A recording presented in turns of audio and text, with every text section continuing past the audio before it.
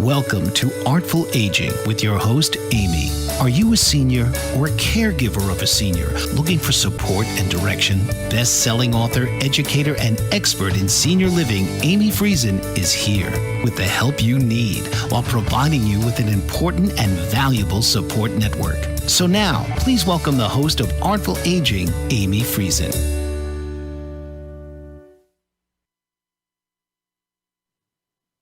Good morning, everyone. I'm Amy Friesen, and this is Artful Aging with Amy. We are on Bold Brave TV, and today we're going to be talking all things feet with my guest, Lisa Garland, who is a nurse and teacher and the owner of Tired Soul Foot Care. Did you know that the average person walks up to about 160,000 kilometers or 115,000 miles in their lifetime, which is about 4 times around the earth? Lisa has been nursing since the age of 19 and has worked in all areas of nursing, including the emergency room and community nursing, and as well as acute and geriatric care. Lisa felt that she needed to know all areas of nursing to be the best nurse that she could. Welcome, Lisa. Thank you so much for joining us today. Thanks, Amy. Thanks for having me. I'm really happy to have you here. I was telling Lisa before the show that I've been doing all this research about foot care and Lisa, and I have my own concerns now, Lisa, we're going to have to address. So, Lisa, can you tell us a little bit about why you have chosen to work in nursing and specifically with feet and, as you say, everything below the waist? Yeah, I'm going to have to change that maybe. Below the waist, meaning, legs, thighs, calves, shins. I think the latter part of my 28 years of nursing, I worked in community. And I worked doing wound care and I loved it. It was my first love out of everything nursing. But what was happening is I was seeing diabetics, non-diabetics, and a lot of lower limb wounds. So ulcers on toes, feet. I saved toes from falling off. I've had toes fall off in my hand. Like, where do you put those? Like, where? I don't know if it's in the biodegradable bin. It was just so fascinating to me that I didn't know what to do with it. And for me, holistically, I wanted to be able to refer these patients to someone, but there wasn't anybody who did foot care. So a coworker and I decided that we would go and take some foot care courses. She was too busy at the time. I ended up doing it. I wasn't sure exactly what I wanted to do with it, but just that I felt that I needed to know more. I needed to know where to direct these patients. But when I took it, the instant reaction of these volunteers of relief, and they were just so terrified of whatever their ailment was, and I was able to relieve it, it just was instantaneous, and it just made me feel so good. And so then I took the educators class right after, and I've been teaching ever since 2014, and it's been amazing, and it's just evolved into something huge, huge. Yeah, absolutely. I think that when you find the love of what you do, right, it's just like what you're saying is like 1 second you didn't know it and the next second's like, that's it. And it was the same for me going into retirement living. And it was just like one course in university and it was it. And then from everything else, I've made decisions based on that. So I totally love that. Do you think that we need more care for our feet as we age, Lisa?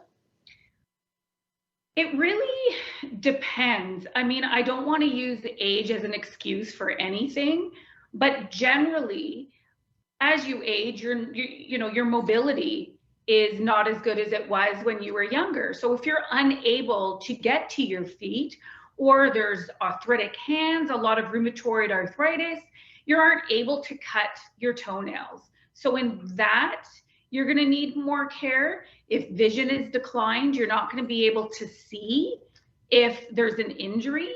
So generally, I guess, if once you age, there's just mobility issues that can't get you to your feet and you need someone to look at them, or you're not as, flexible as you once were and you can't put your feet to your eyes so that you can see the bottoms of your feet, right? So there's people that need more assistance as you age to help. I think it's tricky. I mean, like even, every day kind of for anybody, right?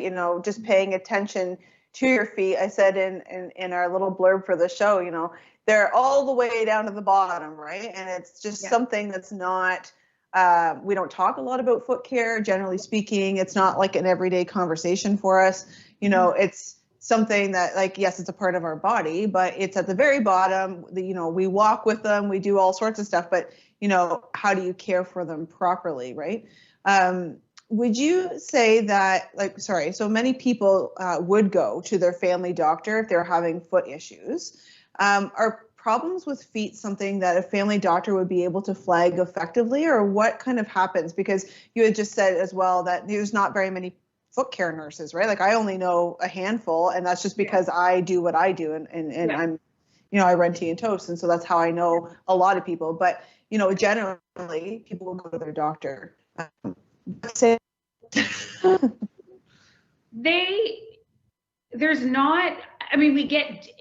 There's a lot of difference of opinions, because people will go to the doctor and the doctor has no clue. And so then they're faxing us a referral to deal with, whether it be a wart, an ingrown. They think that they can help with corns and calluses, but they don't have the right instruments, nor do they have the right chemicals to use, and they end up injuring the person. So it really depends. We don't need a doctor's referral. If you want to cover it under extended medical, then a doctor's referral is great. Sun Life really needs one. Other insurances sometimes request them, but when you go to the doctor, they generally know bits and pieces of little things. And you need someone that knows everything feet, whether you go to a chiropodist, a podiatrist, a podorthist, or a foot care nurse.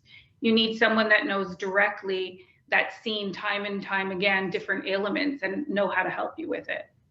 I think that, generally what I'm trying to do with Artful Aging is empower our audience to understand, from our guests, pieces of a lot of different things. And foot care today is the piece that I want them to understand. And it's okay that, if you're going to your doctor, and so say you're not in our area and you're watching us from another province, from the US or whatnot, it's okay to go to the doctor, have things looked at, and then be knowledgeable that, specialists do exist in this, and to ask the doctor, do you know any foot care specialists, or can you refer me somewhere else? If they're, if they're unfamiliar in their own area, right? Like, people can ask, right? And people are afraid to ask the doctor because a lot of folks feel that the doctor's kind of the be all end all, which, a lot of doctors do terrific work. So don't get me wrong.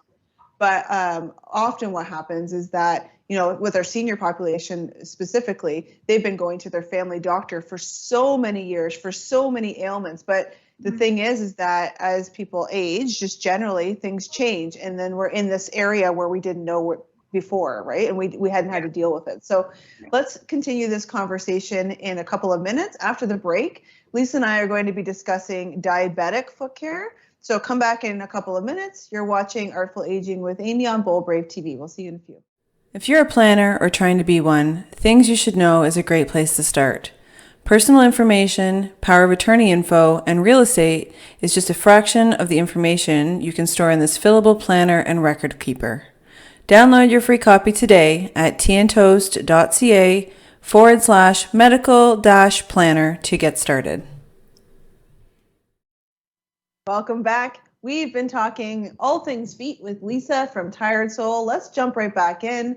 Lisa, I'm curious. Do you find that, I know that we've talked about seniors having some more issues with their feet because of different reasons. So let's revisit that. So we're talking about some of the different reasons because I want to blend it into our diabetic talk that I'm going to have in a second. So mainly, would it be, like you said, arthritis, bending over, kind of getting to the feet? Are those kind of the main issues that you would see with seniors? Caring for the feet? Yeah, and also circulation is a huge one. Like you said, your feet are at the bottom. So gravity is really pulling that blood flow and that oxygen to the bottom of your body. And if you don't have proper circulation to bring it back up again, then things are going to happen with your feet. They're going to get sore. They're going to get achy. Your legs are going to get sore and achy. And it's as simple as trying to help out with that circulation. In the aging population, obviously, there's more heart issues, there's more circulatory issues or arterial issues. then they have problems with their feet. Diabetics and non-diabetics, it happens to the best of us generally. And you just need to know what to look for. Yeah. Fair enough. So can you talk to us a little bit more about foot care for those who have diabetes? In my experience, it seems as though it's much more important based, I've been working with seniors for almost 20 years. So based on my own experience, can you tell me, is that true? And tell us a little bit more about it. So with diabetics, they have a heightened ability to have lower limb amputations, which is why I say kind of tired soul below the belt. And they don't have the ability to feel. So you have your general nerves where you can feel something really, really quickly, like a feather. And diabetics, depending on how their diabetes is managed, if you've always had high blood pressure, that gives complications to your kidneys, it gives complications to different organs, and it also gives complications to your nerve and nerve endings. And so when you have the problem with those nerve endings, and we'll get my trusty little foot here, you can't feel anything around these areas. So what the nurses do is they get a little, it's like a fishing line, and they test 10 different areas on the foot to see how well a diabetic could feel. Now, it's not surprising to have a mark of like 5 out of 10, and generally they can't feel anything up in this area. And when you're walking, you're hitting right at this area first, right? So there could be huge, huge, huge problems in this area. They won't feel a callus or a corn or an open area. A lot of times in here, these digits, they have some blisters, they have pain, and they just don't know what to do with it. And it's more dispersed around the whole foot. And it's as simple as maybe getting a pair of compression socks, and that will help with circulation. We always ask our diabetics to wear white socks. And would you know why we would do that, Amy? Well, I've done some research, so now I might know, but I would prefer that you tell them, because who knows what. Put you in the hot seat so you don't know. That's right. So tell me more. Okay, so it's wild, because you'd have patients come in and guys wear black socks. It's generally what they do. And we're like, I think you can't feel anything on your foot. So if you're wearing black socks and you put your shoe on and there's a little tiny pebble in there, and you've been wearing your shoes over a month, with the friction, now you've caused a little open area. But you can't see that because you can't reach your feet, nor can you put your feet up above your hips to be able to see underneath. Then you're wearing it again, and now you're feeling a little bit of pain, but you're still not understanding what it was. Well, it's probably infected at this point because you didn't know it was there in the first place. As it gets infected, you finally get someone to see it, if you're smart enough to get someone to see it. And this is where the amputations happen, because you've got less circulation, less blood flow, less oxygen. The body can't heal that as quickly as it would for somebody who's more athletic, doesn't have any circulatory issues. If it can't heal, after a little while, it turns dead, because the skin isn't getting that blood flow and the oxygen, like a plant doesn't get water and sun. It's the same thing in a way. So it gets infected, it goes necrotic, which means it's dead, like the toes I was mentioning before. And then they end up sending certain things through the body that isn't good for the body, and you can end up going septic. So what they do is they remove that part of the foot, and that's how the amputations happen. So if you wear white socks, then you can see the blood on your socks. So the black wouldn't, the dark wouldn't. So we try to get everybody to wear white socks. That pebble with the little tiny bit of blood, when you're taking off your sock, you can see that it's bleeding somewhere. I better figure this out quickly.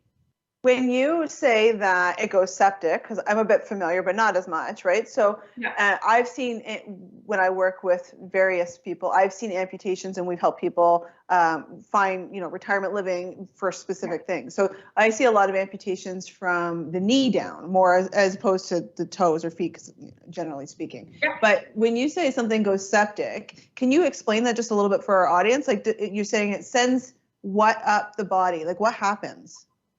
The body produces these like a cellular, I don't know, like down in like layman terms so that I use proper terminology, but when something is dead, it gives off certain things that go into the bloodstream. So when something is black, when you'll see a foot and the toes are like a blue black, there's no circulation getting there. And if that opens, there's no way that it can heal. So that black stays there. And if it's not taken care of, then it shoots out certain things into the bloodstream that cause an infection. And it generally would get to the heart. So whether it be cellulitis and it's getting into the cells, it's all that bacteria that the necrotic tissue can carry, not only outside of the body, but the bacteria is inside the body as well.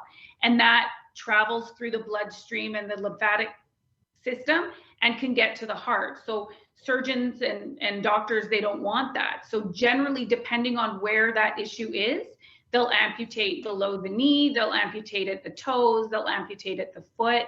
It really, really depends. But it can happen very quickly. For sure. And obviously, I would assume that amputation would be the last resort. But basically, when you're getting to an amputation stage, nothing else can be done. This is the only thing. We have to get rid of this, or else it's going to affect the rest of our body. That's basically. Right. Yeah, bacteria gets in. You don't want it to get to the heart. No. I always say, so I always say to patients that are coming in and we realize that they have arterial, like heart issues, or their veins aren't pumping the way that they should. You'll see like varicose veins, they're popping out of their legs, or these little tiny patches of like dark areas that almost look like age spots. And some of my older clients will be like, oh, I was tarring on the roof and it's just a permanent tan. It's nothing wrong with that. I'm like, well, all of those veins, there's problems with them. And all of that pigment is because the veins have collapsed and they're not working anymore. And so we've got to be able to get that circulation going, and which is where a compression sock would come in, and where we want to make sure as foot care nurses that we're knowledgeable. Unlike an esthetician, we're knowledgeable of everything lower limb plus your feet. So you want to be able to make sure that you're able to assess your own legs and feet to be sure that you don't have these problems. And I say to them, like, if you've got these little tiny veins that are going down your leg and you've got this huge aorta, this pumps so quickly, but the little tiny veins have to make it up after it pumping so quickly. So you need assistance with that. And that's where the compressions come in for diabetics. Interesting. Well, we'll talk a little bit more about in one of the next segments, but let's take a quick break. There's lots to think about today. After the break, we're going to find out why it's important to dry between your toes, because this is my new thing that ever since I've been doing the research. So if you don't know, have a think on it, and we'll come back in a couple of minutes. You're watching Artful Aging with Amy. We'll see you soon. Artful Aging with Amy is currently looking for guests and show ideas for our next season. Drop us a line at hello@artfulagingwithamy.com and let us know what you would like to learn about in our upcoming season. Hello, welcome back to Artful Aging with Amy. As I prepared and researched for today's show, almost everyone on the internet, which is how we do a lot of our research these days, says to make sure you dry between your toes thoroughly and don't put cream between your toes. So I don't know that I've had much thought about this, more likely because I've been fortunate and I haven't had a lot of feet issues. But also, like I was saying to Lisa, like before, Lisa, we don't really talk about feet in everyday conversation, which is, it doesn't come up. So Lisa, can you tell me, why is it so important to make sure the in-between of your toes are dry, and specifically not to put any moisturizer in between? It's really as simple as moisture. So depending on, let me get my little foot here, depending on how close people's toes are. So some people have quite the space in between their toes, but a lot of people don't, and their toes are really, really tight together. And if you have any sort of swelling issues during the day, this all swells in through here. So now, if you're a really sweaty person, a lot of people perspire on their feet when they're nervous, when they're scared, when they're busy. and it just gets really, really damp in between here. And if you were to open up these toes and everything's been damp and dark, what happens when we've got dark and moisture? You get a fungus or a yeast, and that breaks down and will often cause blisters or a breakdown in the skin. When the skin breaks down, you end up with a wound. Then you've got a wound and you can't feel it. And it just goes on and on, especially for a diabetic who can't really see it. So you have to make sure, we always tell people to get like a towel and you put it on the floor, put your, well, that's not the nice part of the foot. Put your towel on the floor here, grab the edge of the towel and just go through each digit, each toe, drying them and making sure that there's nothing in there. Athlete's foot hides in there all the time and it gets really dry and peely and through here, and it's a fungus because you've been sweating and bacteria has gotten in some way somehow. And then everything sort of breaks down. It gets very, very itchy, it burns, and they don't see the light of day, anything with interdigit, right? They don't see any light. So there's so many problems that can hide in between there. If you put skin in there, it's not, or skin, if you put cream in there, it's not going to absorb, right? Because it's so tight, and then you're putting it in your sock. And so now it's, the moisture is just staying right on the tips of your feet, right? And then it's going to break down, and then it's going to be itchy, and then you're going to have a problem. So really, you know, I'm hearing you loud and clear, and I've started doing this again since I started researching everything. But basically, towel floss your toes, floss your feet. That's a good way to put it. Yeah. I'm claiming that one, Lisa. Yeah, good job. Patent pending. And you know what? You can go on Google, and there's devices that you can get that can do that as well. And it helps our senior population be independent and not having to, you know, sometimes they don't have someone that can check underneath their foot or help them with their foot care. So this way it leaves the senior population to keep that independence and to keep that care with their ADLs, that they can do that for themselves. And it's just as simple as getting a towel and flossing their toes. Flossing. So, you know, so based on kind of, you've given us some tips, but what tips do you have for daily care for our feet? If I was to say, you know, give me a couple of top tips for our audience, what would you say? I would make sure that your shoes fit properly. Everything happens, it seems, with friction. So when we get a huge influx of people coming in the winter because now they're starting to wear their boots, and all of a sudden they've got blisters and calluses and corns. So really research your shoes. Go to someone, if you're prone to foot issues, go to a podorthist, who these people can measure your feet. They can check for the bony areas and the bony prominences that would actually have friction on the sides of your boots. So just make sure that you have great foot care, that you look, whether you get a mirror or you sit down on a couch with a big mirror in front of you, that you look at your feet and you examine your feet every single day to make sure that there is no open areas or that there isn't any red going on.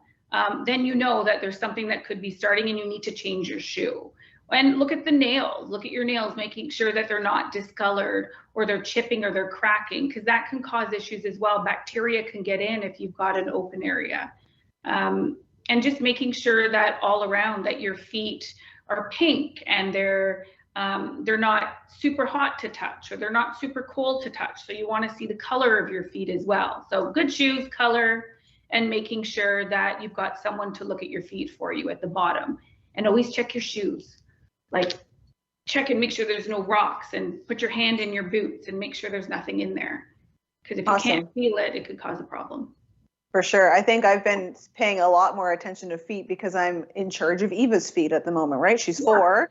And so I spend a lot of time on feet at these days, right? And she actually had a sore in between her pinky toe that we were able to resolve, but you have to catch it, right? So, so can you tell us what the difference between a spa, pedicure, and foot care by a nurse is? Because there's a lot of people that will go to the spa to get a pedicure thinking that, you know, things might have been addressed, because some of the times you go to a spa and they'll say, oh, I've noticed this X, Y, and Z or whatnot, which is great information for sure. But there's definitely a difference. Can you just tell us a little bit of the difference? Well, first of all, we're nurses. So a lot of nurses take foot care as a specialty. So we've been nursing a long, long time, and we've got those assessment skills. So we're able to see things before they happen because of general information that we get just looking at your legs and your feet, which an esthetician wouldn't notice. Like if you have a blood clot or you have some sort of issue in your leg, we'd be able to catch that, and we've caught it multiple times. And we just know more of the assessment skill and the knowledge to be able to see things before they happen. We also, as a foot care nurse, we abide by like gold standard practice. So for a foot care nurse, we autoclave all of our tools. So they come in all these little packs, and you'll see some esthetician places have them in this, but they need to be autoclaved and they need to turn color. So you can't really see it on here, but there's these little arrows here that turn black. They were blue and they turn black when they're autoclaved. So if you go into an esthetician in the spa, you have to make sure that these little pink areas turn black, and you know that they're completely autoclaved. So they're sterile right before you get here. We're opening them right when you're here. So they're completely sterile. They pass 5 tests to make sure that these are completely sterile, and we have 2 autoclaves here doing that. And you know that you're not going to get an infection here for sure. We're 100% that these tools we can do heart surgery with the amount of tests they have to pass.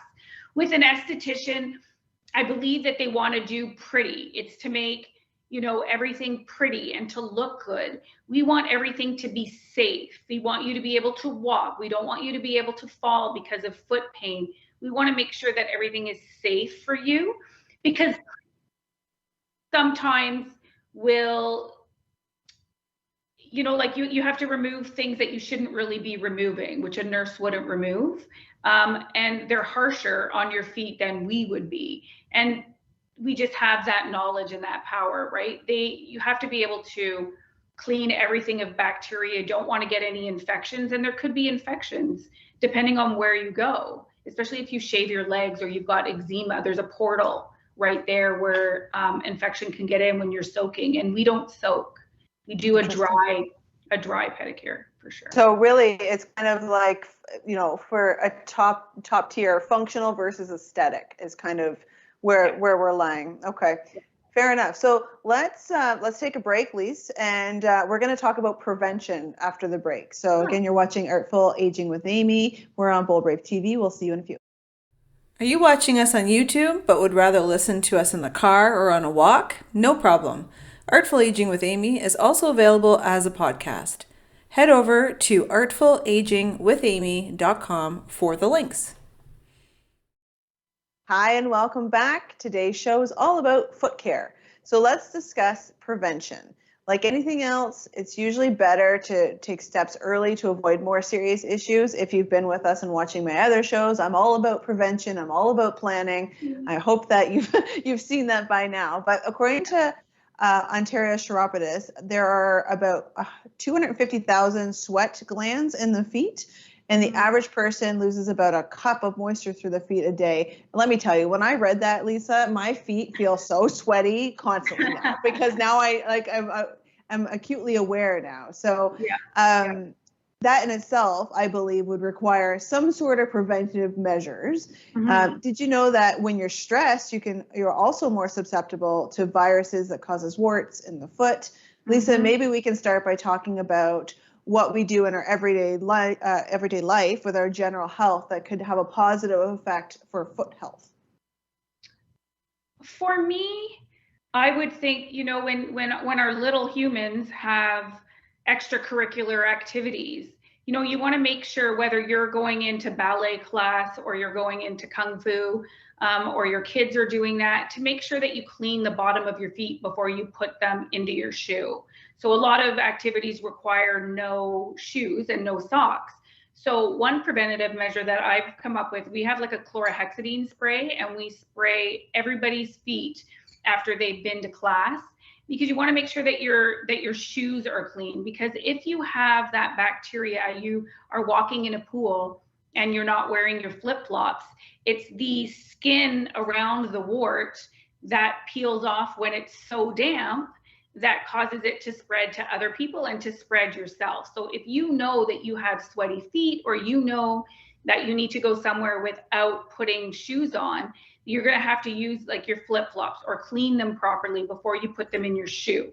If you put them in your shoe prior to that, it's going to harbor all that bacteria, and you put your feet in that, and then it's dark, and then you're sweating, and there's going to be an athlete's foot or a wart happening. So just make sure to keep clean shoes.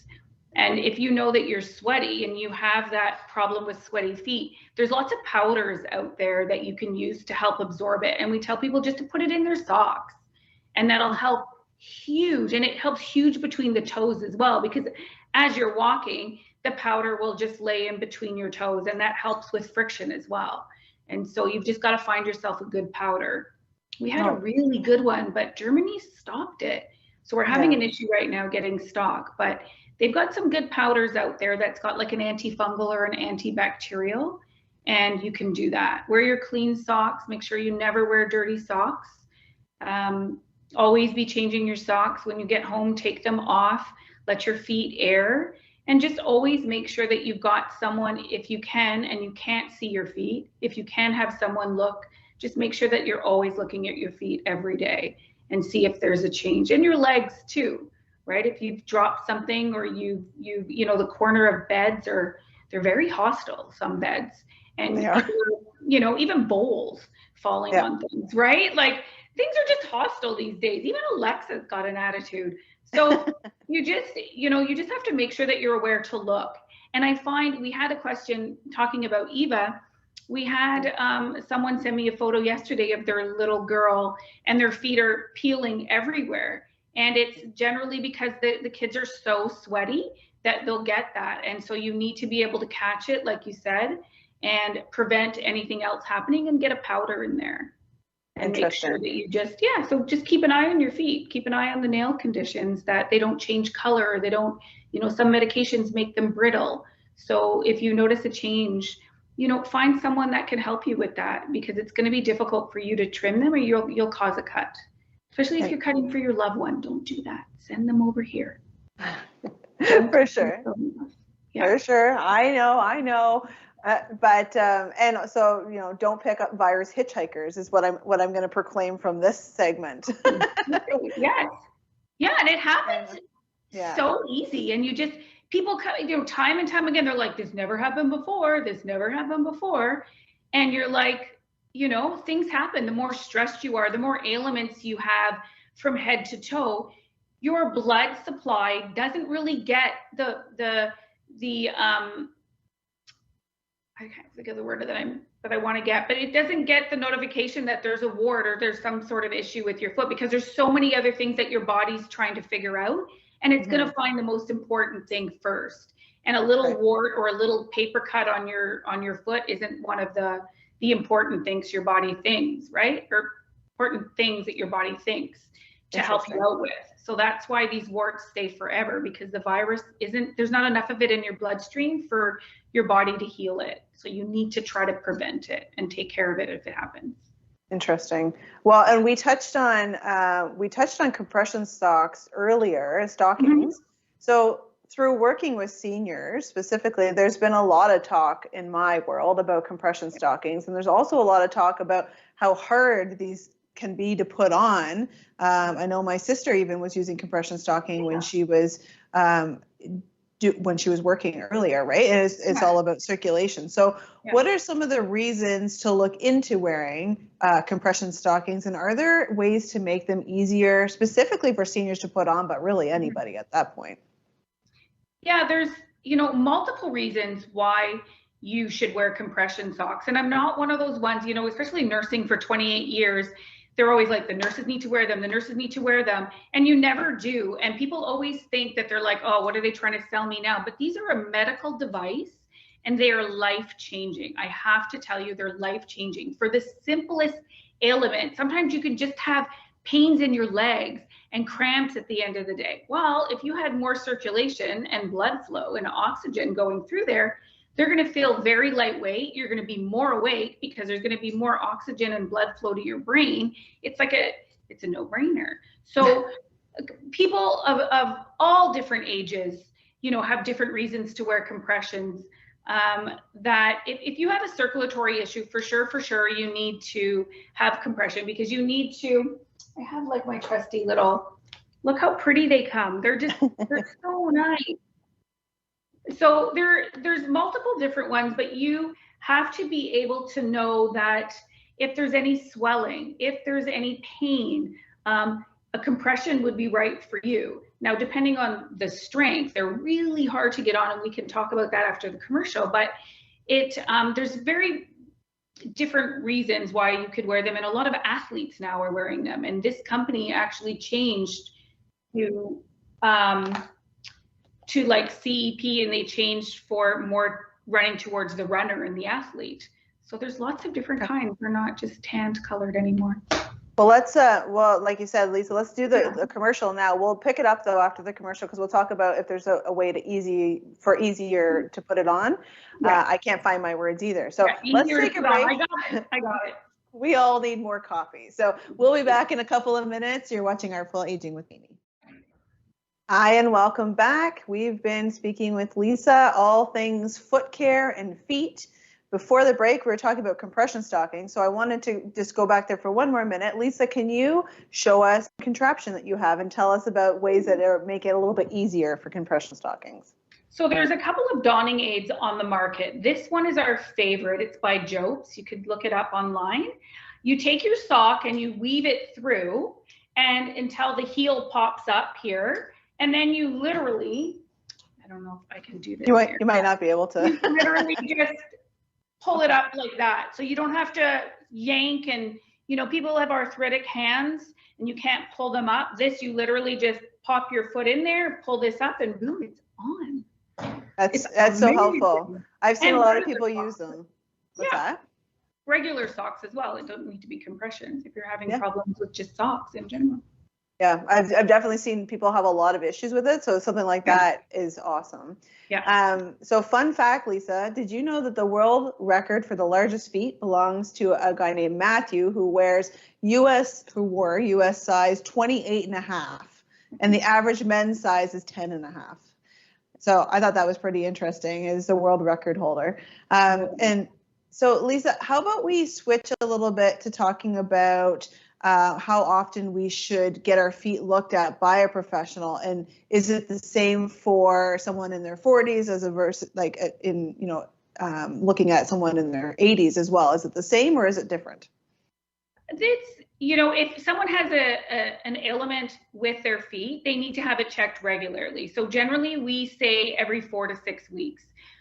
When it's wintertime, the nails don't grow as quickly as it would when you're in flip-flops and that vitamin C and D is shining through. So everyone will draw back to every 6 to 8 weeks in the winter and every 4 to 6 weeks in the summertime. If you have problems with ingrowns or a nail condition or a skin condition, you really want to get that preventative care and have it regularly followed through within 4 to 6 weeks. If you're a senior and you can't reach your toes and you can't see them, well, you generally should be in somewhere to have someone every 4 weeks take a look at your feet. Whether you're a man or a woman, the elements are exactly the same. Now, if you're a professional, let's say the football players that'll come here, they're rougher on their feet, right? The little humans that we make, they're rougher on their feet, depending on what sport they're in. We're getting a huge influx of little people coming in because of hockey issues and soccer issues. So just look every single day at your feet. And if you aren't able to do that, make sure that you go and see a professional every 4 weeks would be my recommendation. And for the seniors who are watching, whether you're in my area or just watching from another area, a lot of times foot care comes in mobilely. Lisa, I know that you guys work mobile as well. So if you're in a residence or if you can't get out, maybe that's an option. It might not be an option everywhere, but I know in Ottawa it is, Lisa? Yeah. Oh yeah, generally there's a lot of nurses. We're the only foot care clinic that I'm aware of that does clinic and mobile. So a lot of nurses are just mobile. So you should be able to hopefully find someone in your area if you're able to Google or even ask the doctor. They've got a lot of references to foot care, or even the Lynn. They have a list as well for foot care, and they'll be able to direct you to some good foot care that they autoclave and everything. And you had mentioned that, it's not necessary to have a referral to go for foot care, but if someone wanted to get a referral, is the doctor who they go to? And then also, how do people generally pay for foot care? So the doctor would be the one to get the referral from, of course. If you have extended medical, then you probably will need that. If you don't, then you can go to your foot care provider and you can write that off as a medical expense on your taxes. And generally, I mean, the fees are very, very different. For us, for mobile foot care, you can pay cash, credit, check, e-transfer, and it's $80 for us and $50 to come into the clinic, and payment is the same. It's very easy. And then you can claim that or your extended medicals. And if you're a veteran and you have a K number, we're registered with Veterans Affairs, and it ends up being like $13 because they get some good coverage. That's terrific. Yeah. Just before we go today, Lisa, and thank you again for joining me today. Can you tell us a little bit more about the course you teach? I know that people might be interested in foot care as a career. Can you just tell us a little bit about the course? Here's my little pamphlet. So once I started educating after I took the foot care course, I loved it so much. So now I teach advanced foot care.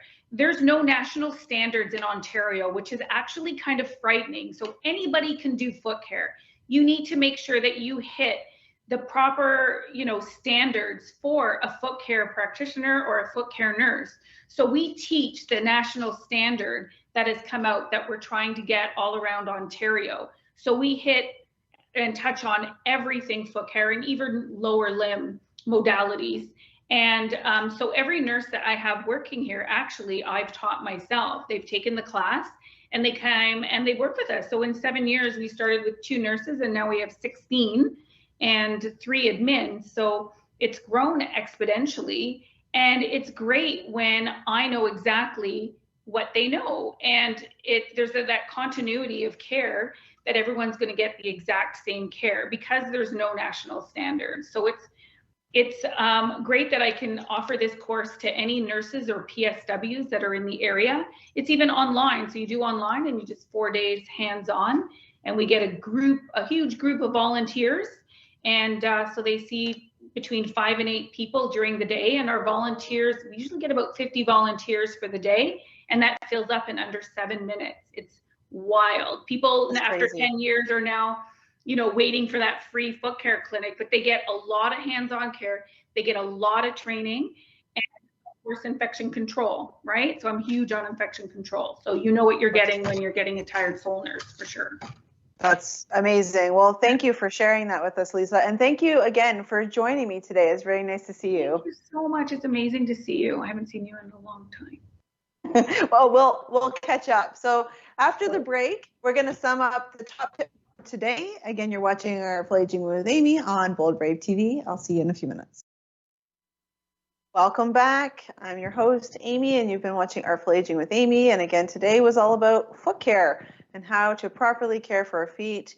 I don't know about you, and maybe after the show it'll be the same, but ever since I read the stat about sweat glands in our feet, my feet have been extra sweaty. I don't know if it's always been that way, but you could definitely feel the difference. And it could be just similar to when you're buying a car and you see all the same car that you want to buy. I wonder if that's what it is. But let's look at the top tips from today, so that if you're caring for your own feet, you're caring for your child's feet or a loved one's feet, then these are some things you can implement.